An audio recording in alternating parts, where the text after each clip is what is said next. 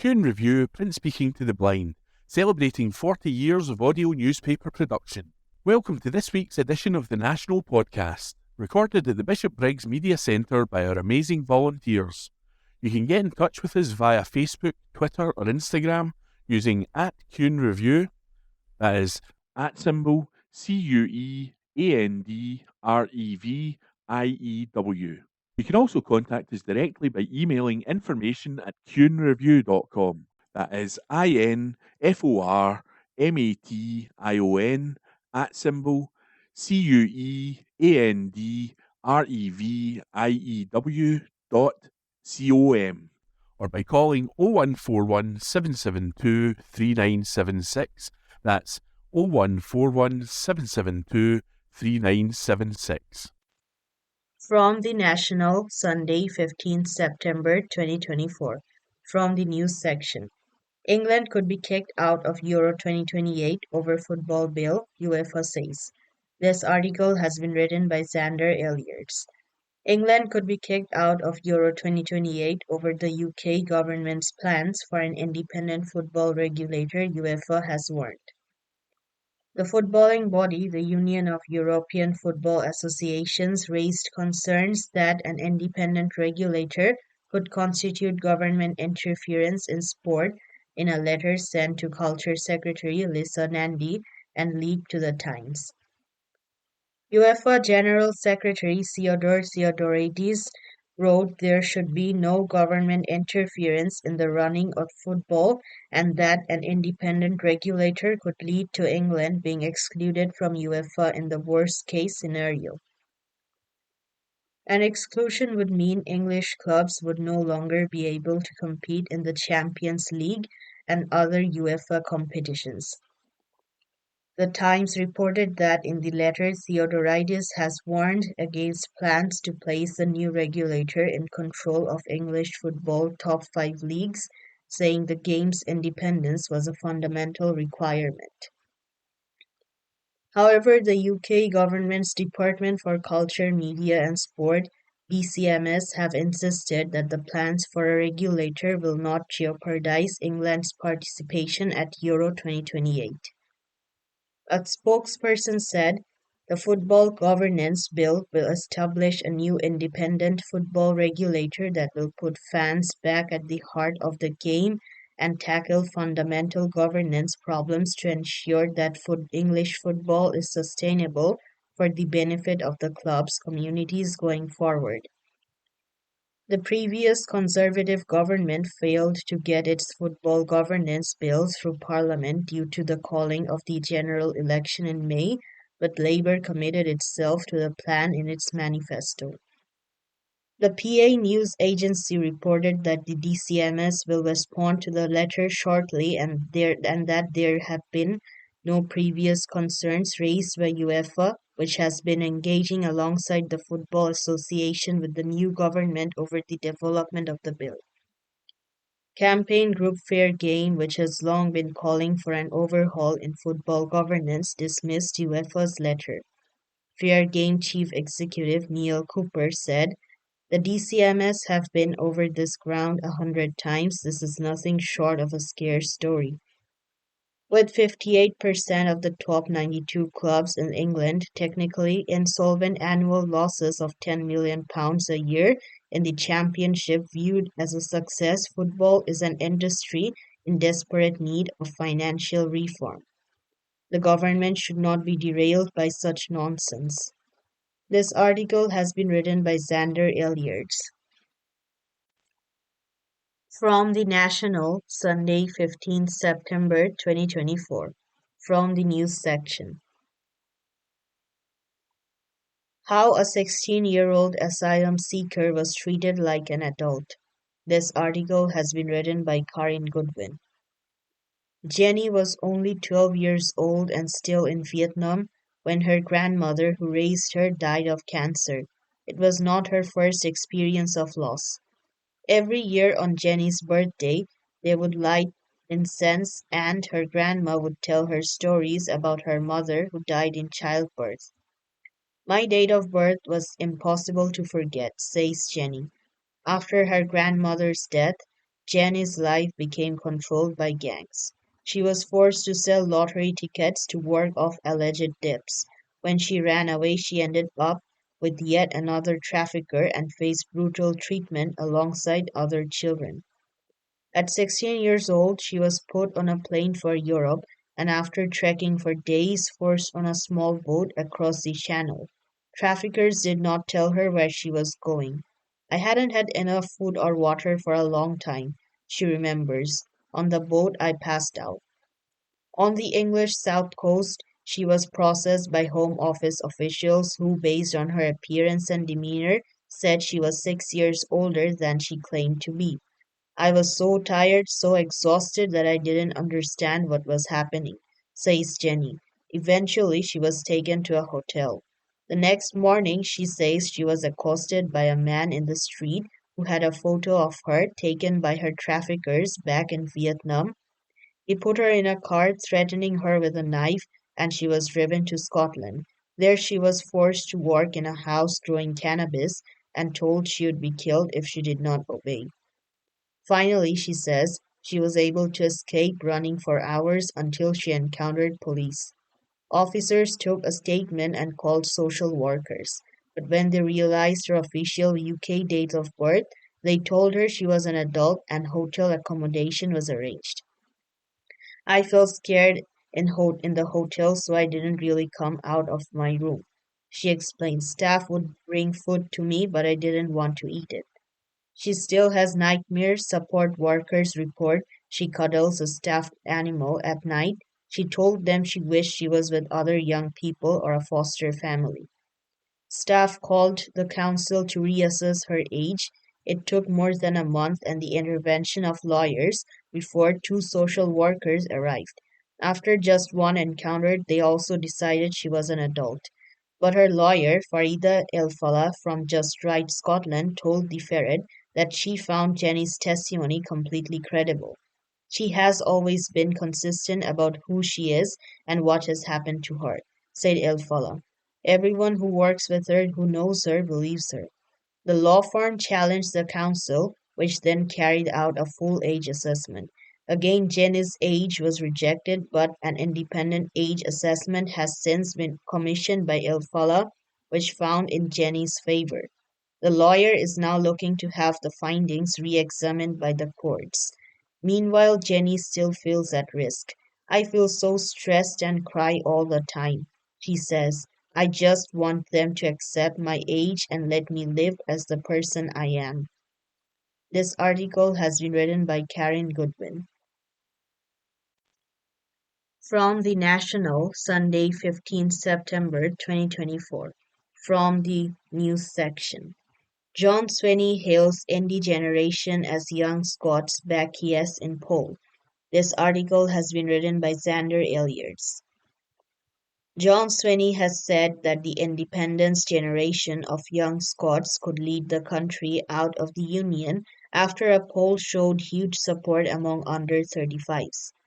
The First Minister spoke to the Sunday Times as a poll conducted for that paper by opinion found that Scots narrowly support remaining in the Union by 47% to 45%, with 8% undecided. However, asked how they would vote in a second independence referendum, 63% of voters aged 35 or younger said they would support breaking away from the UK, while just 25% said the opposite. Older age groups all supported the Union. Among those aged 36 to 49, 47% backed no, while 44% backed yes. For those aged 50 to 64, it was 54 against 42%, and for people aged 65 or older, 63% support the Union, while 32% support the independence. However, asked if the Scottish Parliament should have the power to hold independence referendums without Westminster's consent, a move deemed illegal by the UK Supreme Court, 49% of people said it should, only 37% of Scots said the power should be reserved to the London Parliament. Swinney told the Sunday Times that the figures from the poll showed the young independence generation would influence Scotland moving forward. The independence generation, that independence supporting generation, is going to be more influential in our society and will have the opportunity to exercise much more input into the thinking of our country, the SNP leader said. So that makes me very optimistic. That is part of my hopefulness about what lies ahead. That group of young people, those 600,000 that are now eligible to vote by 2030, it will be a million young people who will not have voted in 2014 but will be eligible to vote. That's the hopefulness of the independence generation winning this argument. Swinney was also asked if his three predecessors, such as SNP leader Alex Salmon, Nicola Sturgeon, and Hamza Yusuf, were helping or hindering the cause of independence. I think I'll just talk about my leadership and what lies ahead, Swinney said. The First Minister further said the SNP needed to engage with the public about the issues that are on their minds to convince them of the merits and the arguments for independence. He went on, we have got to build confidence in what we are doing and how we are leading Scotland, and that is a fundamental part of why my party has asked me to lead it, because I can convey that to people, that sense of serious and focused government in meeting the needs of the public within Scotland. For their independence poll, Opinion interviewed 1,028 Scots aged 16 or older from September 5 to 11. This article has been written by Xander Illiards. From The National, Sunday, 15 September 2024. From the news section. Winter fuel payment. Scottish Labour MP says voters are angry at cut. This article has been written by Xander Illiards. A Scottish Labour MP has admitted that the majority of his constituents are angry that he voted to cut the universal winter fuel payment for pensioners. Michael Shanks, a UK government energy minister who represents Rutherglen at Westminster, told the BBC's Sunday show there was no doubt that the people who elected him were angry at how Labour had acted. However, Shanks insisted that Labour had not made a mistake in deciding to cut the winter fuel payment and warned that they would be making further cuts moving forward. Before the general election, all pensioners could expect to receive a payment of between £100 and £300 to help cover fuel bills through the winter. However, soon after coming to power, Labour cut the payment back, making it means-tested in a move which charities have warned risks pushing people into poverty. At Westminster last week, 35 of Scotland's 37 Labour MPs voted to support the cut, while 2 abstained. Appearing on the BBC's Sunday show, Shanks was asked what his email inbox had been like since you voted to take money away from pensioners. He responded, there's no doubt at all constituents are angry about this decision. I also have a number of constituents who support the decision incidentally, but it's fair to say the majority are angry about it. He went on, this is not a decision certainly we were planning at all leading up to coming into government, and it's certainly not a decision any of us wanted to make. None of us voted happily for this decision last week. It's necessary because of the economic mess we have inherited from the previous government, and it is important to say this £22 billion black hole was not expected. We expected a gap between public spending and income, but this is a £22 billion black hole in year spending. Shanks then called the previous universal winter fuel payment an extremely unmeans-tested benefit before saying, we want to ramp up the number of people who are eligible for a pension credit, which a third of people who are eligible don't claim it. Pension credit is available to anyone of pension age in England, Scotland or Wales and tops up people's weekly income to at least £218.15 if they're single or £332.95 if they have a partner. Asked if cutting the winter fuel payment had been the first big unforced error by the Labour government, Shanks insisted it had not been a mistake and said that further cuts would be coming down the line. I think it's been a very, very difficult week, he told the BBC. I think it was a challenging decision. I think Keir Starmer has made very clear we're not going to duck difficult decisions, and it's worth seeing in a £22 billion black hole. This is just part of the challenging decisions we're going to have to make. He added, I don't think it's been a mistake. I think we should communicate the decision more clearly to be able to explain why we, in fact, have ended up where we are, but no, I don't believe it is a mistake. This article has been written by Xander Elliott. From the National, Sunday, 15th September 2024. From the Politics section. S&P Energy Secretary contradicts BBC report on Grangemouth buyer. This article has been written by Xander Elliott.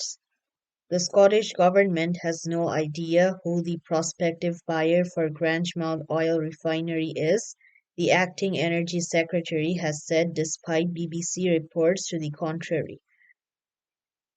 Gillian Martin told the BBC's Sunday show that she had questions after SNP MSP Michelle Thompson, who represents Falkirk East, said she had been in talks with a serious potential buyer for the site. Thompson's intervention came after it was announced that owners Petroineos would close the Grangemouth oil refinery before the summer of 2025 with 400 jobs on the line. On Saturday, a BBC headline reported that the Scottish Government had held talks with possible buyer for Grangemouth. However, Martin, who is acting Energy Secretary while Mary McAllen is on maternity leave, told the Sunday show that was not the case. Asked about the prospective buyer, she said, we have no idea who that is. Obviously, Michelle's been speaking to somebody, but the Scottish Government has not spoken to that person or that company. I'm not entirely sure if that person has spoken to Petroineos. We need to remember that Petroineos own the site, and if someone is interested in that site, obviously going to Petroineos would be the first thing they should do. Asked why a prospective buyer would be speaking to the area's local MSP and not Petroineos or the Scottish Government, Martin said, well, that's a question for them because I have the same questions myself. Obviously, would like to know who they are. I would like to know what their background is, and I think Petroineos would like to have an understanding of who this person is as well. We have no information. Martin noted that Thompson had told press that she had signed a non-disclosure agreement (NDA) and said she had previously spoken to the MSP about the prospective buyer, but since then things have been fast-moving. Thompson said that the buyer is international but not Russian and would be looking to purchase the oil refinery as is with their own funding. Asked if the situation all sounded a bit odd, Martin responded, not necessarily if they have approached the local MSP. Obviously, as the first port of call, that's a decision that they have made. They haven't approached the government. They haven't, to my knowledge, approached Petroineos. But of course, things are fast moving. They may do so soon. Petroineos is a joint venture between INEOS and PetroChina. It has said the Grangemouth site faces significant challenges due to global market pressures and the energy transition. A spokesperson for Petroineos said the refinery lost around 500,000 US dollars, 381,000 pounds per day last week and absorbed total losses of 775 million US dollars, 590 million pounds. Following a meeting with unions and workforce representatives on Friday in nearby Falkirk, the minister urged the firm to reconsider. I think the decision is premature and I would encourage Petroneus to consider what options are there to prolong the life of the refinery, he said. Derek Thompson, Scottish Secretary at Unite the Union, has said that Project Willow, this work done by the and the UK government on a potential future for the site, is too slow, adding, Project Willow is about the work of tomorrow. We need work today. This article has been written by Xander Illiards. From the National, Sunday, 15 September 2024. From the news section. Keir Starmer, there is heavy duty on Labour to deliver change in Scotland. This article has been written by Ross Hunter. Keir Starmer has said there is a heavy duty on his Labour government to deliver change for Scotland. Speaking ahead of the 10th anniversary of the 2014 Scottish independence referendum next week, Starmer claimed he had long understood why so many people in Scotland want change. But he insisted that election of his Labour government was the way that Scots could have meaningful, impactful and immediate change. It comes after Labour had its most successful election in Scotland since the referendum, with the general election seeing the party win 37 seats in Scotland. Labour's election victory came after years of struggling to win votes in Scotland after the party teamed up with the Tories as part of the Better Together campaign. Speaking to Scottish political journalists inside Downing Street, Starmer said in the July general election, Labour had made the right argument, which is Scotland needs change. He added that change can be brought about by a Labour government. That's the most meaningful, impactful, and immediate change that people could vote for, and they did. That was the message we carried into the election. We now have 37 Labour MPs. Asked if the result of the recent general election, which saw the SNP return its smallest group of MPs to Westminster since 2010, showed that Scotland had moved on from the constitutional debate, Starmer said, I actually long understood why so many people in Scotland want change.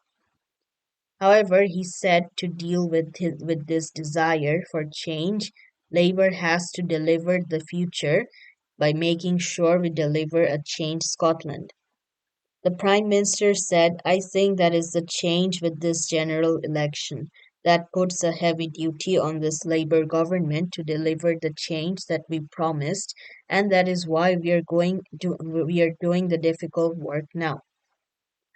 Stephen Flynn, the SNP leader at Westminster, has called for leading figures from both sides of Scotland's constitutional divide to come together with Civic Scotland to consider how they resolve the impasse over the country's future. He said there needs to be a grown-up discussion about the path to a second referendum, with Flynn suggesting maybe with the new government in London and an SNP government in Edinburgh, we can do that now. This article has been written by Ross Hunter. From the National, Sunday, 15 September 2024. From the Politics section. Young people are the future, so here's how to convince them of that. This article has been written by readers of the National.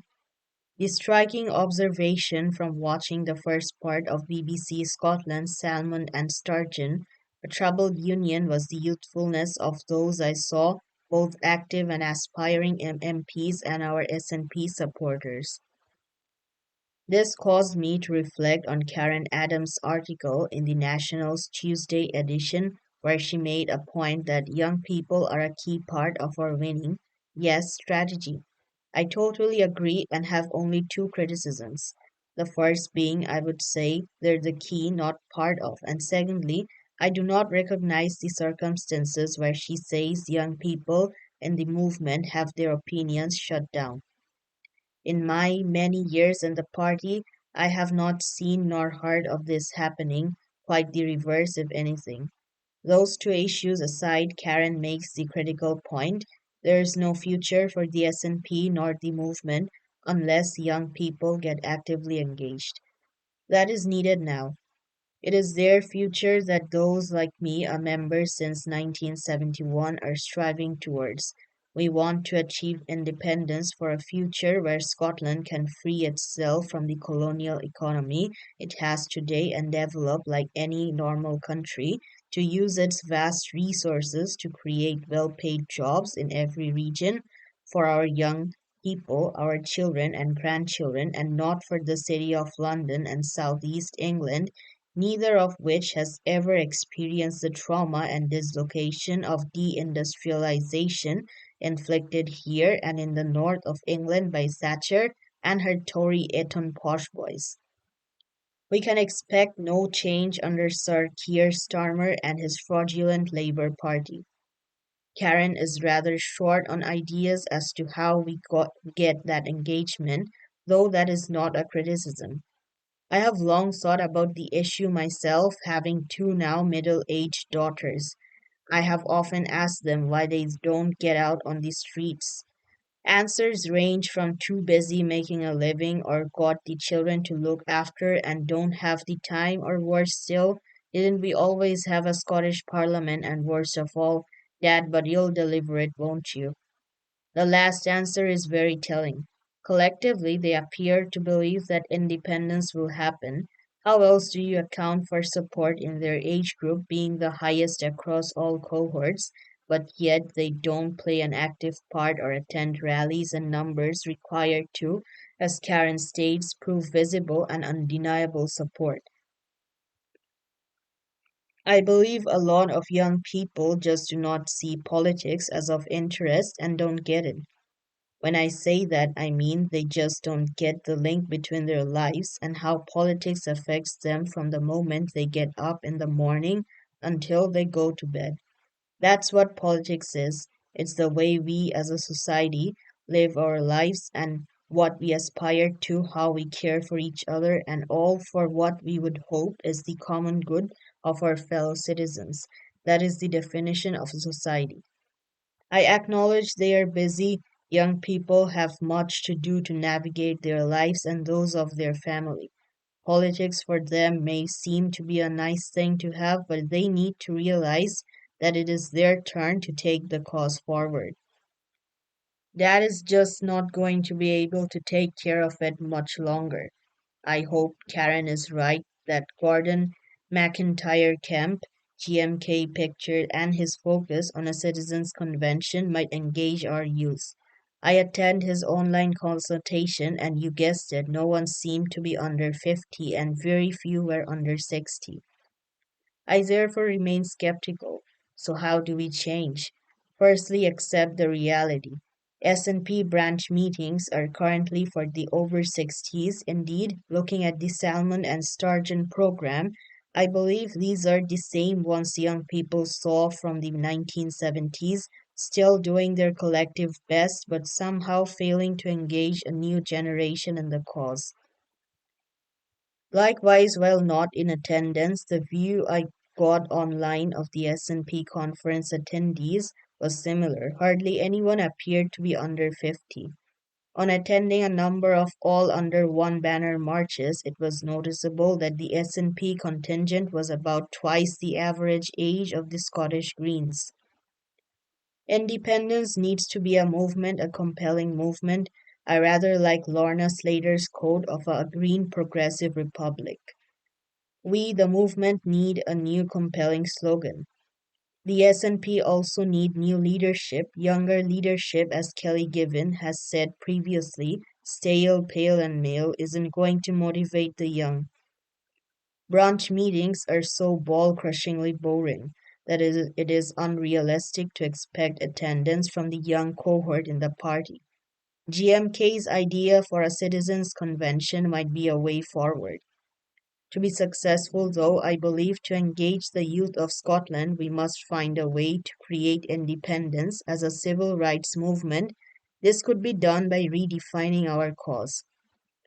That cause is the right to decide our democratic future as a long recognized nation but a nation that may wish to and must have the powers to assert its independence without veto from a British establishment.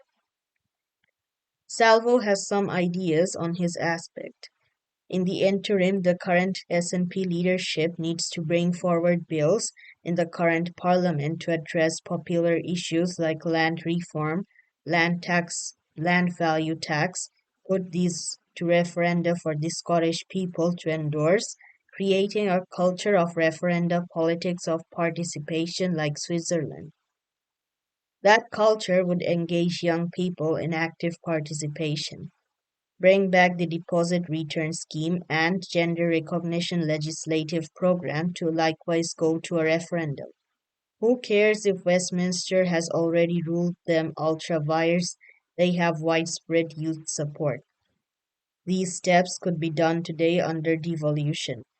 If Westminster then chose to strike down popularly referenda approved legislation, then that would guarantee youth engagement. With a culture of referenda now established, the Scottish Government could then, without asking, hold an independence referendum any time it chooses and would undoubtedly win. It's time for boldness, not contrition. This new approach needs implemented and young people energized now, not after 2026. Labour intend that the Scottish Parliament will be demoted to a town council, and therefore time is not of the essence. SNP leadership, the ball is in your court, make it happen. You have nothing to lose. Ian Stewart, Wig. This article has been written by the readers of The National. This is from The National on Monday, 16th September 2024, from the News section. Craft exhibition explores politics of Scotland's housing crisis, by Nan Sport. A new exhibition in contemporary craft that responds to the politics of housing, property rights and access to space is to open in Glasgow. It is being staged while another housing crisis exacerbates the wealth gap between renters, landlords, property and landowners. The exhibition will also feature interviews with makers discussing their experiences with the job and housing insecurity and how they are priced out of adequate studio or making spaces. The contemporary works will be shown along with film footage documenting housing activist movements and redevelopment schemes from Glasgow from the 1960s to the 1990s. These have been sourced from Glasgow Women's Library, the Moving Image Archive and Glasgow City Archives. The exhibition, If Only We Had the Space, takes its name from a short film commissioned by the Corporation of Glasgow in 1974 to show how improvements to city tenements could be made with the aid of home improvement grants. These grants came in response to a total lack of adequate housing in Glasgow and to provide the ordinary citizen with help and encouragement to make his existing home and its surroundings a more pleasant place to live. In today's context, the curators are keen to explore the shifting way in which people view their homes.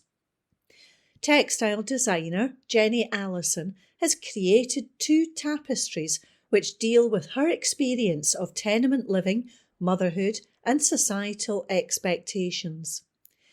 Deirdre Nelson presents Surplus, a knitted money box created in 2011 in response to Irish craft and ghost estates in Ireland. There were also ceramic works by Fionn Duffy and stained glass works by Jack Brindley. The show will run at Platform from October 17th to 26th.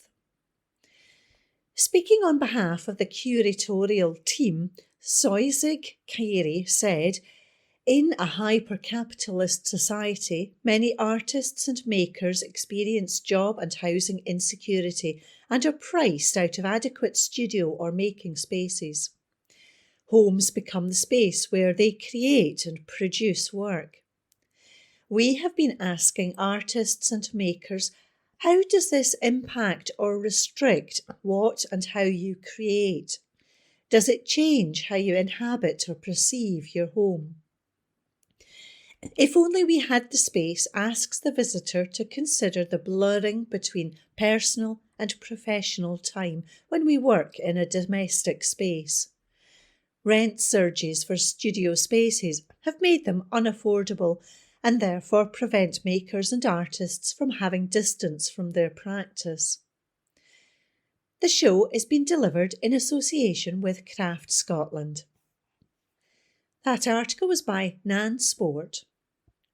This is from The National on Monday, 16th September 2024, from the News section. Deals give fresh life to struggling Highland Estate buyout, by Richard Baines. A community group says 2 game-changing deals finalised last week will finally let it help local people almost 20 years after its groundbreaking purchase of a vast Highland estate.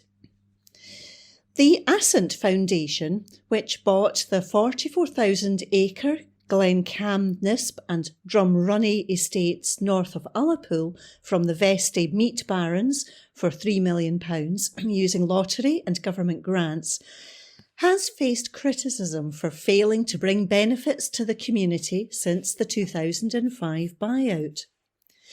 There is currently just one person working on the estate, far fewer than in the days of the Vesties.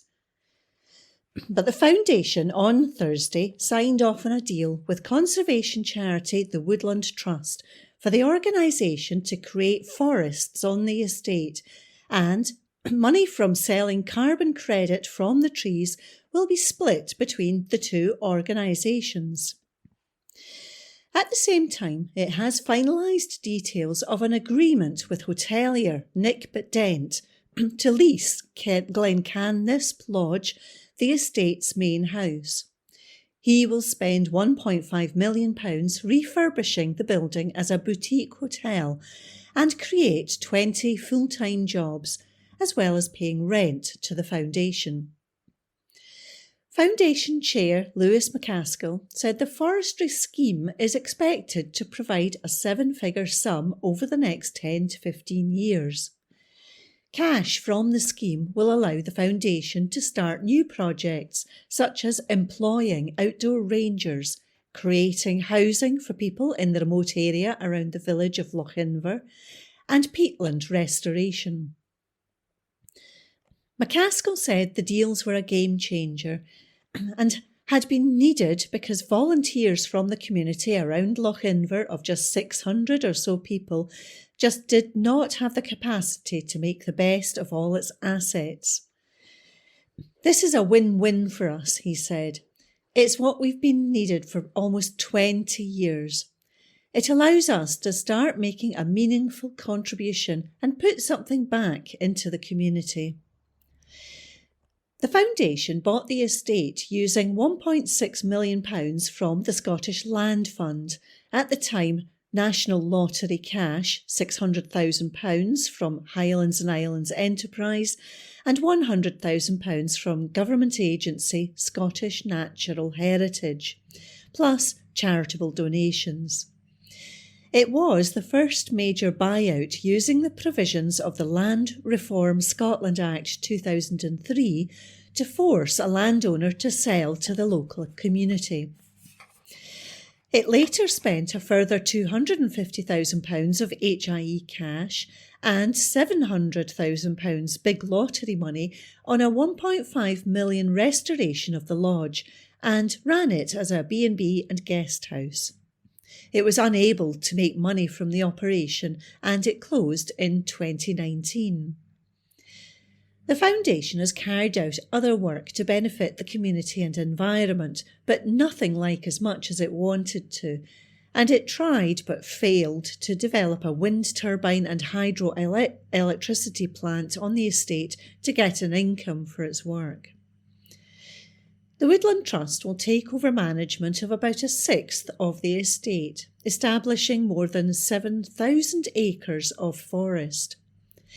Investors buy carbon credits from such new woodland because it soaks up carbon from the atmosphere, offsetting carbon emissions from their other activities. Glen Canisp Lodge will cater for well-heeled travellers on the popular North Coast 500 route, which passes close by. Dent, an economist by trade, and his PR guru wife Charlotte went into the hotel business 10 years ago and have built up a stable of 10 boutique hotels, including 2 others in the Highlands. The lodge was largely redesigned in the 1920s and contains a wealth of Art Deco features. No date has been set yet for its reopening. McCaskill said the decision to seek the 2 deals has been driven by the problem of finding suitable volunteers to do all the things the foundation wants to do. He said it's been the number one challenge from inception of the foundation to get the capacity but also the right mix of people on the board. Recognising all those issues, it just came to us that there was another way around this by partnering with other people that can help the foundation to realise our ambitions. He said that while the income has to be shared, there would be more income because professionals had stepped in.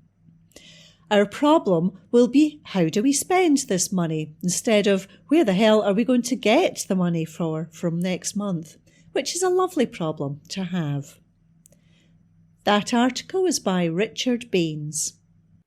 This is from The National on Monday 16th September 2024, from the Politics section. Scottish Government announces £7 million green hydrogen funding, by Ross Hunter. Up to £7 million of Scottish Government funding has been announced to help kickstart green hydrogen projects across the country. Businesses will be able to bid for a portion of the funding in order to help with the development stage of green hydrogen projects, with a capacity of between 400 to 500 megawatts, which is the equivalent to the production of at least 200 to over 16,000 homes. Financial support will also be available for work supporting the hydrogen supply chain and storage solutions. Organisations have until the end of September to apply for the maximum of £2 million in funding. The scheme has been co-developed alongside Scottish Enterprise, who will manage and fund and facilitate the awarding of funding. The new funding sits alongside the almost £7 million spent via the Scottish Government's Hydrogen Innovation Scheme, which has supported 31 projects in Scotland since 2023. Our energy sector and the development of green hydrogen in particular will play a crucial role in growing Scotland's economy and delivering on our net zero targets, said Minister for Climate Action Alistair Allen. This is due to our capability to generate so much renewable energy, which is crucial to the process of making green hydrogen. This funding, which will help support the development of green hydrogen projects and hydrogen hubs across the country, will in time help unlock opportunities in hydrogen for use and export and to power the clean energy intensive industries of the future.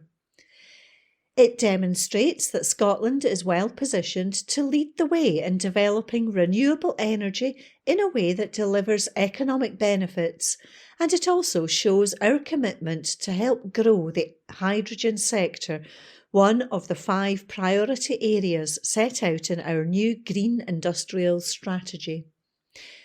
It comes after Net Zero Secretary Gillian Martin said that plans to export hydrogen to Europe would be a game changer for Scotland's economy. Suzanne Sosna, the Director of Energy Transition at Scottish Enterprise, added, This new fund will help new green hydrogen projects get off the ground, something that is critical if we are to build the hydrogen economy as we aim to in Scotland.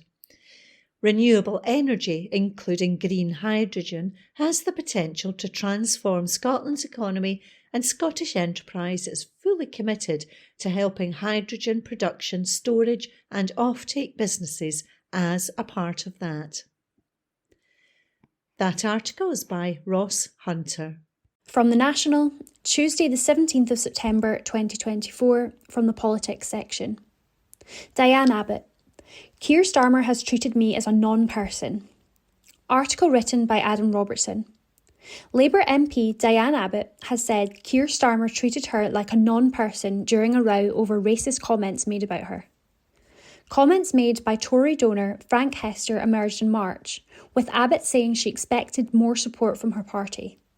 The Guardian first reported that Hester said in 2019, "It's like trying not to be racist, but you see Diane Abbott on the TV and you're just like, I hate you. Just want to hate all black women because she's there.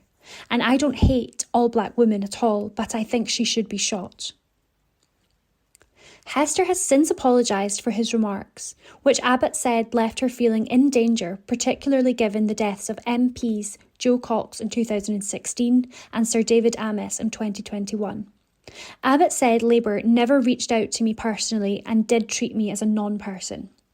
If somebody was threatening to have you shot, you would have felt your party would have offered you more support, giving you advice on safety and security, even kind of commiserated with you. And none of that happened, she said. A spokesperson for Labour said the Prime Minister has great respect for Abbott and that it was simply wrong to say there was any plan being pushed by the leadership to force her out. Abbott, who's the first black woman to become an MP, told BBC Newsnight that her suspension from the party over alleged anti-Semitic comments was a move against me, as Starmer hoped to finish his clear out of the Labour left. The MP withdrew remarks she made in a letter to The Observer in which she suggested Jewish, Irish and traveller people were not subject to racism all their lives. In May, Newsnight revealed the investigation had been completed in December, but Abbott was not told whether she would be allowed to stand for Labour in the general election. She said she felt very low and depressed during the inquiry because she felt the party was trying to get rid of me altogether as an MP. Abbott continued, "I think that Keir Starmer wanted to finish his clear out of the left in the Parliamentary Labour Party, and by writing a very ill-advised letter, I gave him the opportunity to move against me. And I think what they were trying to do was to string out the investigation. So when a general election is around the corner, they could just move me out of the way as a Labour candidate because I wouldn't be in the Parliamentary Labour Party, and they would parachute in somewhere else." In May, following days of intense speculation, Starmer said Abbott would be standing in her seat in Hackney North and Stoke Newington. However, she said she was offered a deal through a third party, which would have seen her stand down ahead of the election. "I think the idea was that they would restore the whip in the morning, and then I would stand down in the afternoon. Not the next day, not the next week, but in the afternoon. And I felt that was designed to humiliate me," the MP explained. The Labour spokesperson said Abbott continues to be an inspiration to many and that the party values her significant contribution to public life. They said, "There is no doubt she has received the most abuse of any MP just because of her gender and the colour of her skin, and that is completely reprehensible and wrong. The party, including Keir Starmer, vocally condemned Frank Hester's vile comments and reached out to Diane at the time to offer support." And that article was written by Adam Robertson. From The National, Tuesday the 17th of September 2024, from the news section. Stephen Flynn fumes as Keir Starmer won't face investigation over clothes gifts. Article written by Adam Robertson. Stephen Flynn has been left fuming with the Parliamentary Commissioner for Standards following reports Keir Starmer won't be investigated for his late declaration of clothes gifted to his wife. The Prime Minister has signalled he would carry on taking gifts from Labour peer Lord Ali amid a backlash over the gifts. He insisted there was a massive difference between declarations and corruption, as he faced questions over his alleged failure to register high-end clothing given to Lady Starmer by the prominent donor on time. The Tories have demanded a full investigation into the Starmer's links with Lord Ali, with the party calling for an investigation into Starmer's failure to declare. However, it was reported by the Daily Mail's deputy political editor Harriet Lyne that Starmer won't be investigated by the Commissioner. Reacting to the news on Twitter/X, Flynn said, "Yet last year the Commissioner deemed it reasonable to launch an investigation into my use of 28 pence worth of stationery. The process lasted 4 months. It concluded with no action, of course." The SNP Westminster leader was referencing how he was reported to the House of Commons authorities in July after a PR stunt which saw his team hand out mugs stuffed with official Parliament compliment slips criticising the Labour Party. Number 10 has said it sought advice from the authorities on the issue of declarations and believed its conduct had been compliant, but that following further interrogation this month, we have declared further items. MPs are required to register gifts and donations within 28 days. Speaking to journalists travelling with him on his visit to Rome, Starmer dismissed the idea that taxpayers should fund such expenses for Prime Ministers and their spouses, but suggested it would be pushing it a bit far to deny him the right to accept certain kinds of hospitality. Giving the example of football tickets, which the Prime Minister is known to accept as gifts, he said, "I'm a massive Arsenal fan. I can't go into the stands because of security reasons. Therefore, if I don't accept a gift of hospitality, I can't go to a game. You could say, well, bad luck. That's why gifts have to be registered. But never going to an Arsenal game again because I can't accept hospitality is pushing it a bit far." The National has approached the Parliamentary Commissioner for Standards for further comment. And that article was written by Adam Robertson. From the National, Tuesday the 17th of September 2024, from the news section. North Lanarkshire. Motorcyclist dies following 2-vehicle crash.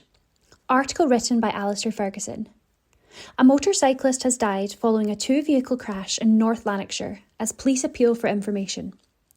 The collision, which involved a blue Yamaha YZF R1 motorcycle and a red Ford Focus car, happened around 4:25 p.m. on Monday on the A775 Edinburgh Road in Motherwell. Emergency services attended, but the 37-year-old man who was riding the motorcycle was pronounced dead at the scene. The driver of the car, a 59-year-old man, was not injured. Police are appealing for information about the crash, which happened near the junction for Bigger Road. The road was closed while the police carried out their investigation, and it reopened about 11:25 p.m. on Monday. Sergeant Nick Twigg said, "Our thoughts are with the family and friends of the man who died. Our inquiries are ongoing to establish the full circumstances, and anyone who can assist is asked to get in touch.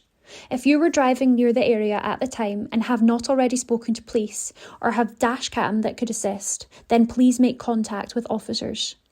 Anyone with information is asked to call Police Scotland on 101, quoting incident number 2476 of Monday, September the 16th, 2024. And that article was written by Alistair Ferguson. From the National, Tuesday the 17th of September 2024, from the Politics section. Brexit. UK exports declining and expected to get worse. Article written by Alistair Ferguson. Goods trade between the UK and EU has declined and is predicted to only get worse due to Brexit red tape on British businesses, a study has warned. A report by Aston University Business School found that many smaller UK producers have stopped exporting small amounts to the EU due to the introduction of more rules and regulations. The study showed that between 2021 and 2023, UK goods exports to the EU fell 27% and imported goods by 32% in comparison to predictions without Brexit happening. A variety of trade export goods have slumped as well, with 1,645 fewer types of British products exported to every EU country. Researchers who conducted the report said one of the main reasons why smaller British producers have given up on exporting small consignments to some EU nations is because of the increase in red tape after the UK left the European Union.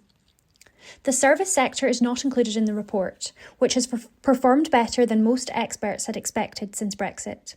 The report said there was a noticeable worsening of EU to UK trade in 2023. The negative impacts of the trade agreement have intensified over time, with 2023 showing more pronounced trade declines than previous years, it said. Clothing makers, wood and paper manufacturers and farmers are among the hardest hit industries, according to the report, with many subcategories' values falling by well over half. Edible fruit and nuts reported the biggest decrease in export value as it plummeted by 73.5%.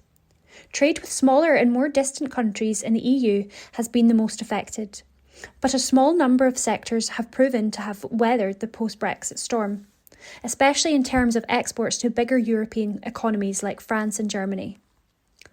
A government spokesperson told the BBC, "Work to improve our trade and investment relationship with the EU and tear down unnecessary trade barriers, while recognising that there will be no return to the single market, customs union or freedom of movement."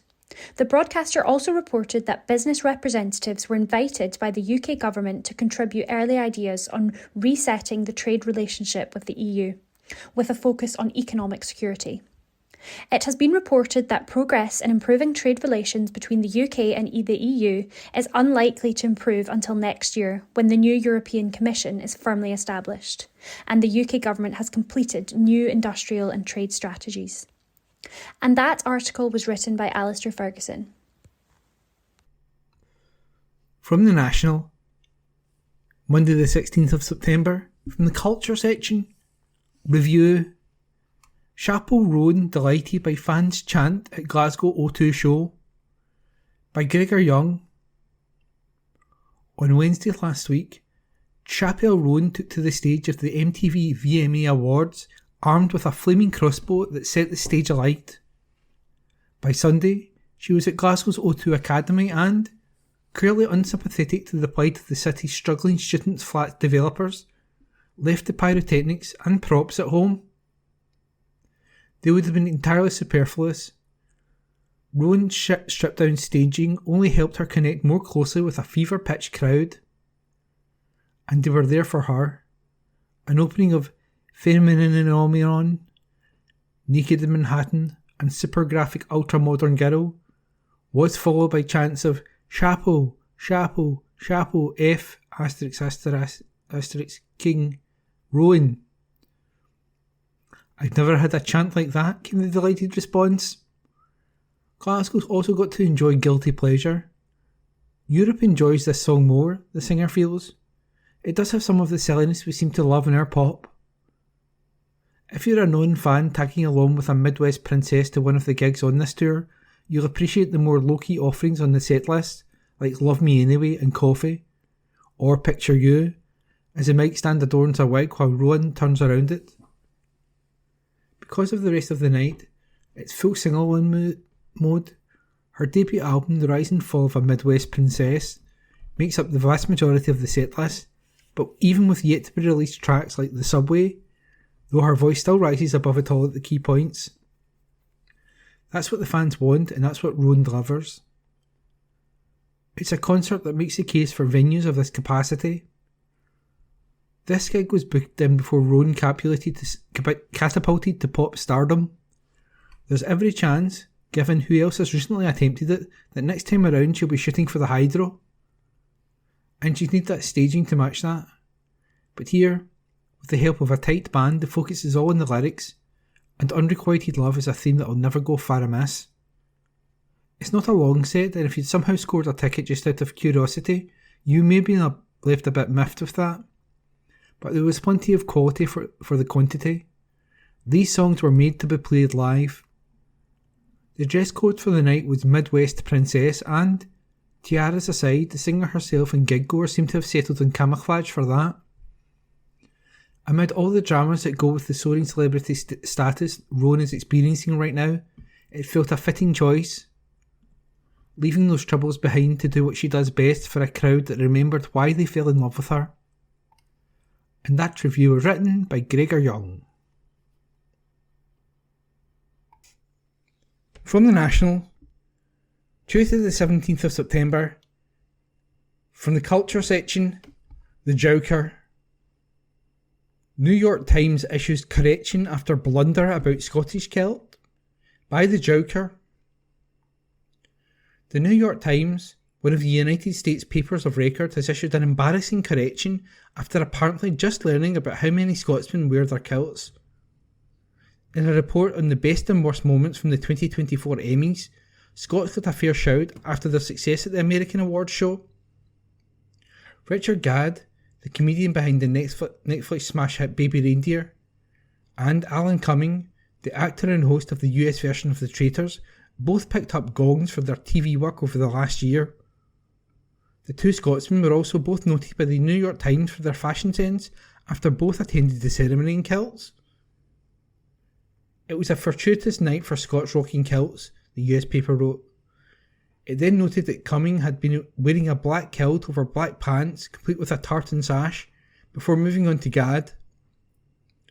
The New York Times wrote, Richard Gadd, the star and creator of the hit Netflix series Baby Reindeer, gallivanted on stage in a blue and green tartan kilt, accessorised with a black fanny pack over black tights, to accept the top award for Best Limited or Anthology Series, along with awards for writing and acting. Gadd's success did create a bit of a wardrobe conundrum. He would need a bigger fanny pack to carry all that hard way home. Gadd having accessorised a kilt with a fanny pack must have come as news to him. But someone at the Times must have noticed the gaffe eventually, because the paper later issues a rather embarrassing correction. It noted, an earlier version of this article misidentified an accessory worn by Richard Gadd. It was a sporran, a pouch traditionally worn with a kilt, not a fanny pack. Well, at least they'll know for next time. By the Joker. The National, on Wednesday the 18th of September. Opinion. Keir Starmer's government is just as sleazy as the one that came before. The Real Scottish Politics, a column written by the wee ginger Doug.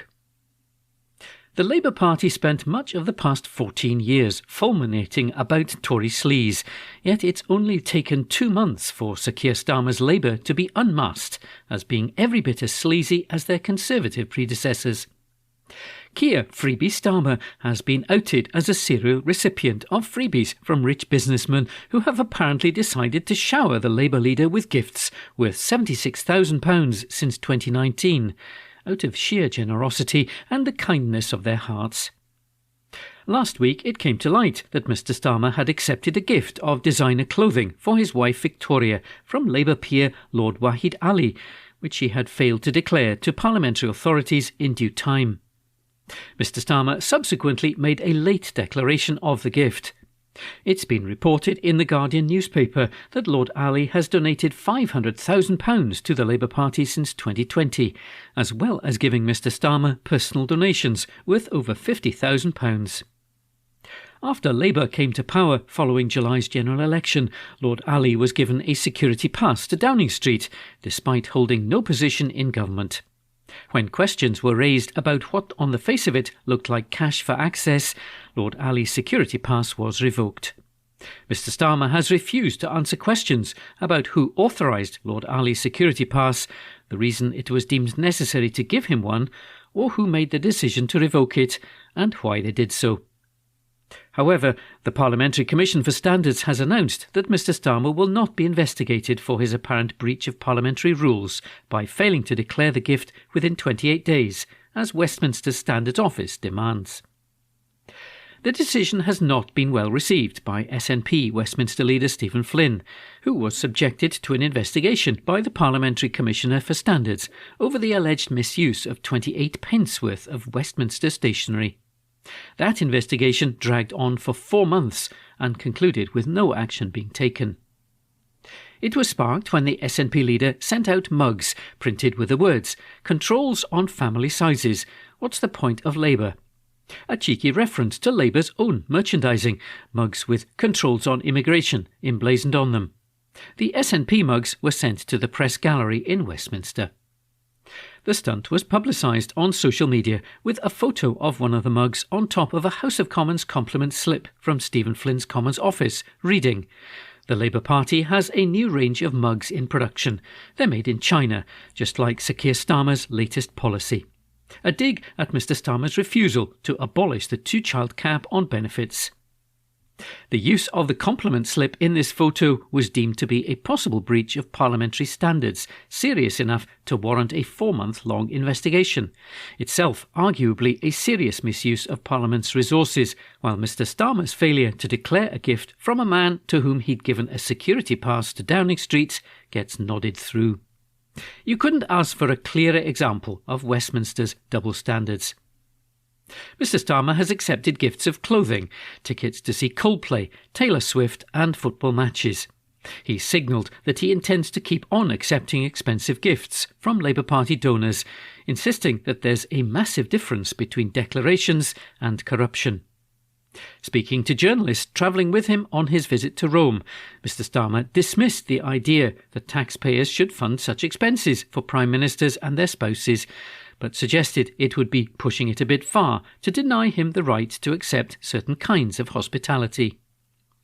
Giving the example of football tickets, which the Prime Minister is known to accept as gifts, he said, "I'm a massive Arsenal fan. I can't go into the stands because of security reasons. Therefore, if I don't accept a gift of hospitality, I can't go to a game." You could say, well, bad luck. That's why gifts have to be registered. But never going to an Arsenal game again because I can't accept hospitality is pushing it a bit far. Notably, Mr Starmer did not address the question of accepting the gifts of designer clothing for his wife or suits and designer glasses for himself. With his massive Commons majority, Mr Starmer is untouchable. He's now in his Dark Ages despot era, accepting gifts of tribute from his minions while cracking down hard on those who dare to defy him, or even to toady sufficiently. The Labour Whip's office, which does not act independently of Mr Starmer's instructions, has reportedly imposed feudal sanctions on MPs who defied the leadership to miss a recent vote on axing the winter fuel payment for pensioners, and has barred them from speaking to the media about the issue. A total of 52 Labour MPs missed the vote, all but 12 of whom had reportedly been given permission to be absent. Despite its unassailable Commons majority, the Labour leadership has taken a zero-tolerance position against any signs of dissent amongst backbenchers. Labour MPs are being told in no uncertain terms that their job is to rubber stamp the leader's decisions, not to have any opinions of their own. The MPs who did not have excuses for missing the vote have reportedly been sent letters telling them they're to have their future behaviour monitored and not to expect privileges, including help to get onto select committees. One aggrieved MP told the Guardian newspaper, "Quite frankly, the letter is feudal and completely misplaced when people are abstaining to protect very vulnerable people." You might have thought that actively voting against the policy would do rather more to protect very vulnerable people, but Labour MPs seemingly have a very low bar when it comes to protecting their own careers. Only one Labour MP voted against the policy. A column written by the Wee Ginger Doug.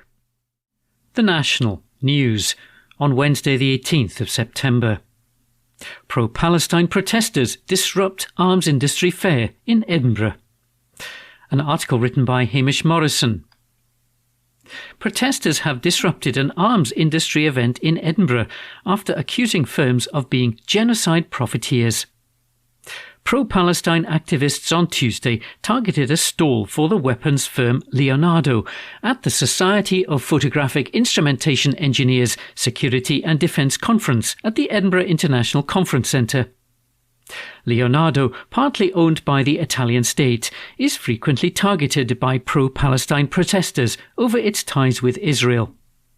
The firm makes parts for F-35 fighter jets used by Israel in its bombardment of Gaza, which are exempt from the government's partial ban on arms sales to the Middle Eastern state. 4 activists were involved in the demonstration, which the Target Leonardo campaign group said saw their people dragged away by police and security, though none were arrested. In a statement, the group added, "We as Edinburgh residents refuse to be complicit in the genocide committed by the murderous state of Israel. Leonardo and all other genocide profiteers will have no peace until Palestine has justice." Leonardo is the sponsor of the Society's Sensors and Imaging Conference in Edinburgh, which runs until September the 19th. The event is intended to showcase weapons and tech which monitors the Earth's atmosphere for environmental purposes. In July, protesters blockaded the Leonardo factory south of Pilton in Edinburgh for its involvement with the Israeli military. The Society, Leonardo and Police Scotland were approached for comment. An article written by Hamish Morrison. The National News on Wednesday the 18th of September. Reaction from Ballach as the Flamingoland plans are rejected. An article written by Joe Sullivan. A controversial proposal for a new resort on the banks of Loch Lomond has been ruled out after a massive community backlash, to the relief of many locals. More than 150,000 people signed a petition organised by the Scottish Greens opposing the Flamingoland development, which was rejected by the Loch Lomond and the Trossachs National Park Authority on Tuesday night. The National visited Ballach, the site of the proposed resort, to gauge the opinions of locals in the developers' plans being rebuked. The vast majority of people interviewed by the National were glad that the development was not going ahead. Common complaints included the lack of suitable road infrastructure in the area, the risk of environmental damage, and the impacts it could have on the job market. Only one person interviewed by the National, area taxi driver Chris, said he was in two minds about it. He said, "The thing itself I wasn't objecting to. I mean, I know people were worried that trees were getting knocked down and stuff, but when I grew up, that was a pit down there. There weren't any trees down there anyway. This is a new forest in the last 30 years. I think most of the public I talk to are neither here nor there about it. Some people were passionate about it not coming, but I wouldn't say anyone was passionate about it coming." The site proposed for the Flamingoland Resort is currently mostly underdeveloped, consisting of new growth forest and some open green space. Chris continued, "I quite like the idea of something else coming to Ballach because there isn't much to do. But the infrastructure's not here. It's as simple as that. In a busy day in the summer, there's gridlock. I think as long as it didn't ruin the area, I was happy enough to see it coming, but I think it would have caused massive tailbacks and traffic jams.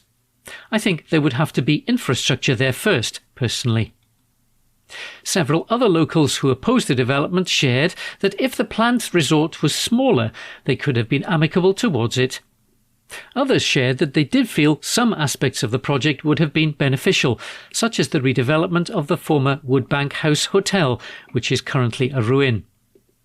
Donald Cameron, an 85-year-old pensioner who attended the Tuesday evening meeting which saw the proposal off, had strong feelings against the development. He said, "I hate it. We're very seasonal here. 4 months of the year this is us. After that it's laid off. So what you're proposing is out of proportion to the size of the place. 2 hotels, lodges to let, and all this. Of course it'll damage us." Most of the locals the National spoke to highlighted the seasonality of Ballach and worried that the resort would have exacerbated a local trend where many jobs are only available for a few months out of the year. Heather, a local coming off the Glasgow train, summed up the views of most locals interviewed, saying, "I never went to the council or anything like that, but obviously in this local area it's a big no-go. Obviously, if they've got money to spend, that's fine, but we're literally talking about a whole new road infrastructure, let alone an actual park." There was half the people saying it could bring jobs, it could bring certain things to the area, but there's literally nowhere to put anybody. There's nowhere to put their cars, nowhere to drive anywhere where everybody gets gridlocked. The opinions shared are largely in line with those heard by the National when it last went to Ballach in June. Flamingoland has been rejected in the area once before, with a larger proposal being withdrawn over a lack of community support in 2019. The question now in the air is whether Flamingoland will come back for a third attempt at getting planning permission. The firm still has a deal with the Scottish Government, giving it an exclusive right to develop the land, leaving the option of a third try open. According to residents, the key to success could be proposing an even smaller development. An article written by Joe Sullivan. This is from The National on Thursday, 19th September 2024. From the comment section. The rejection of Flamingo Land is a win for people power. By Ross Greer. There were whoops, cheers and more than a few tears in Lomond Parish Church when the Loch Lomond and Trossachs National Parks Board announced that Flamingo Land's mega resort plans had finally been defeated. It was the result that the community and campaigners deserved. After a 3-hour site visit and 6-hour public hearing, it was great to get back out into the fresh air and share more than a few hugs with local residents. It was certainly a long day, but that is nothing compared to the decade of stress and anxiety that the Yorkshire-based theme park operator has caused the community in Ballach. The unanimous decision of the board was an immense relief for those of us who have been on the front line of battling one of the most ridiculous planning applications in Scottish history, one that threatened to bulldoze over the natural environment, overwhelm Ballach and scar the iconic landscape at Loch Lomond. The scale of Flamingo Land's proposal was obscene. If successful, it would have crammed 104 woodland lodges, a water park, 2 hotels, a monorail, 372 parking spaces and more into this beautiful corner of the loch at Ballach.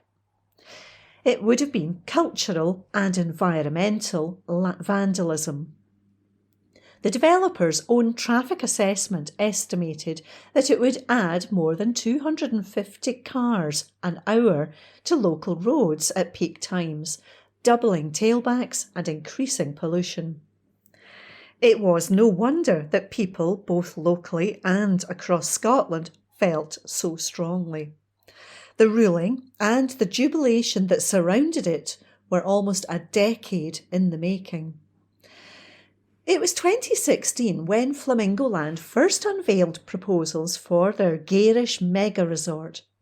There was immediate and widespread opposition, forcing them to finally withdraw their proposal in 2019 after a huge campaign led by local residents and the Scottish Greens. This time round, more than 60,000 people lodged objections via a portal created by the Greens, making the usually daunting experience of objecting to a planning application much easier.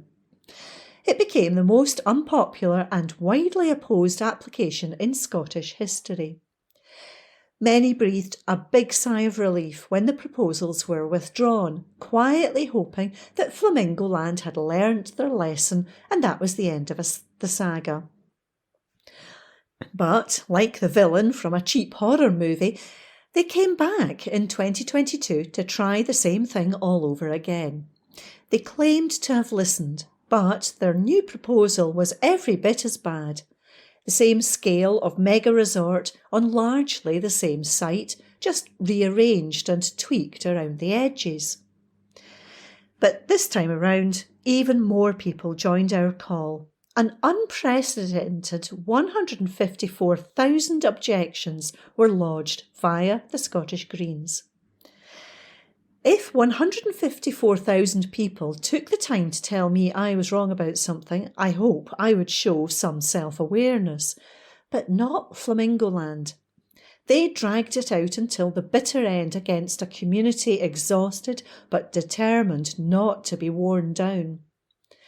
Some of the most respected conservation groups in Scotland joined the campaign and added their objections. The Woodland Trust, National Trust for Scotland, Ramblers Scotland, and the government's own environmental watchdog, the Scottish Environment Protection Agency, all said no. Even the National Park's own expert officers submitted a report that meticulously critiqued the plan and recommended that their board reject it. It was a massive team effort, with Scottish Green activists working alongside local campaigners, the Community Council and conservationists to build a movement. Local residents opposed Flamingo Land by a margin of 3-1, but they were backed up by thousands from across Scotland. Together, we wrote letters, put up posters, spoke to neighbours, hired legal advisors, and built a bulletproof case against the plans. During their final debate, Park Board members repeatedly cited new planning prosecutions secured by the Scottish Greens to curb environmentally damaging proposals. Planning policy is rarely a vote winner, but I'm glad our work on that framework paid off. I hope this is the end of the line for Flamingoland, but they still have exclusive rights to the site due to an agreement with the Scottish Government's Enterprise Agency. It is long past time for this agreement to be ripped up and Flamingoland's grip on the area to be brought to an end. Local people have shown time and again that Flamingoland is neither needed or wanted at Loch Lomond, and the company itself has now repeatedly shown that they are incapable of bringing forward an appropriate proposal. As frustrating and stressful as the last 8 years have been, they have also shown the strength and importance of community organising and democracy. Balloch and Haldane's Community Council has been reformed, a community development trust has been set up, and discussions have now started on how we make this beautiful corner of Scotland even more special. I have never felt as proud to be the Scottish Green MSP for Balloch as I did sitting in the church on Monday evening. It was a historic victory for the local community, for our nature and for Scotland. That article was by Ross Greer.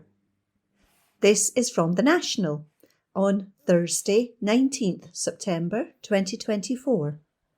From the Culture section. Iron Maiden, rock band to celebrate 50 years with Glasgow gig. By Ben Waddell.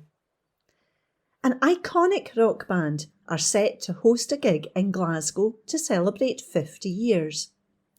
Iron Maiden will perform at the city's OVO Hydro on Monday, June 30th, 2025, as part of their Run for Your Lives World Tour. The tour, which will begin in Budapest, will mark 5 decades since Steve Harris formed the band. The well-known English band were formed in Leyton, East London in 1975. The group currently consists of Steve Harris, Dave Murray, Adrian Smith, Bruce Dickinson, Nico McBrain and Yannick Gers. They are known for their tunes including The Trooper, Fear of the Dark, Wasted Years, The Number of the Beast and many more. Announcing the massive concert, lead singer Bruce said, "Next year is a very special one for Iron Maiden and we're going to be giving our fans a once-in-a-lifetime live experience. This is a tour that's going to put a smile on your face and a cheer in your throat. If you've seen us before, then get ready to take that experience to a whole new level. If you've never seen us before, then what the hell have you been waiting for? Now's your chance to find out what you've been missing. Iron Maiden's definitely gonna get you." Meanwhile, the band's manager, Rod Smallwood, added, 50 years of Maiden, and I have seen 46 of them. With well over 100 million albums sold and almost 2,500 shows in 64 countries and counting, to countless millions of fans, we are all still loving every second and consider every tour a new challenge to bring something different and exciting to our fans. And for this very special one, we're pulling out all the stops. We will cover classics and fan favourites from the first 9 albums, from Iron Maiden to Fear of the Dark, many of which we haven't played in years and many we will likely never play again in the future. We have already been hard at work for months putting together an even more spectacular and elaborate new show which will bring the songs to life more than we've ever been able to do before. This is going to be a huge couple of years for Iron Maiden and Eddie, of course, and we're very excited about what we have up our sleeves for you fans throughout the whole of our 50th year. I promise you, all going to be very happy indeed. During their Glasgow show, the group will be joined by their special guests, the Raven Age. Tickets for the event will go on sale from Friday, September 27th at 12 p.m. Meanwhile, fans will be able to also grab tickets for the pre-sale, which starts from Wednesday, September 25th from 12 p.m. That article was by Ben Waddell. This is from The National on Thursday, 19th September 2024, from the Culture section. Scottish adventurer sets out on a trip of a lifetime to Australia, by Adam Robertson. Liam Kavanagh first read Around the World in 80 Days when he was a youngster, but little did he know he would go on to emulate its protagonist. Much like Phileas Fogg, he isn't planning to do his trip to Australia this year the simple way. Instead, he's taking the more than 20,000-mile journey from Perth to Perth by land and sea. The journey really has grown arms and legs from where it started because I'm going out there to study IT in Australia and work part-time, the 41-year-old from Edinburgh told The National. Although Kavanagh concedes he's not your usual student or backpacker, his enthusiasm for the trip shines through as he speaks. I was originally going to get a flight, but I decided I wanted to see more of the world because it's a long journey and I wanted to make the most of it. I'm starting in Perth and going down to Southampton to cross the Atlantic. I will then get across America via train and car and get a boat across the South Pacific, then finally a bus and train across the Australian desert to Perth in Australia. It will take about 2 months, and I'm looking forward to seeing all sorts of different places. He's keen to stress the Scottish connections he's hoping to make when he visits Glasgow in Montana, for example. The adventurer adds that he's planning to join a Scottish society when he finally lands in Australia towards the end of November. One thing he is keen to stress, however, is that it is still possible to do an adventurous trip like this one without using a plane. It's still easy to do a trip of this kind. Everyone flies everywhere, but it can be done, he said. I read Around the World in 80 Days when I was a kid and have watched so many travel series. The travelling itself is an adventure rather than just going to places. I hadn't quite set out intending to do it like this, but I thought I may as well take the opportunity and it'll be good when I get to Perth to show people where I've come from. Prior to heading off on September 18th, Kavanagh met with the Provost of Perth and Kinross Council, Xander McDade, who wished him all the best on his journey, as well as presenting him with some gifts and a message to send to the people of Perth, Australia. Kavanagh added, "I think it will be a great adventure. I can't wait to meet people along the way." That article was by Adam Robertson. That concludes this week's edition of the National Podcast. Please remember to subscribe to our channels at Tune Review and to tell your friends about our service.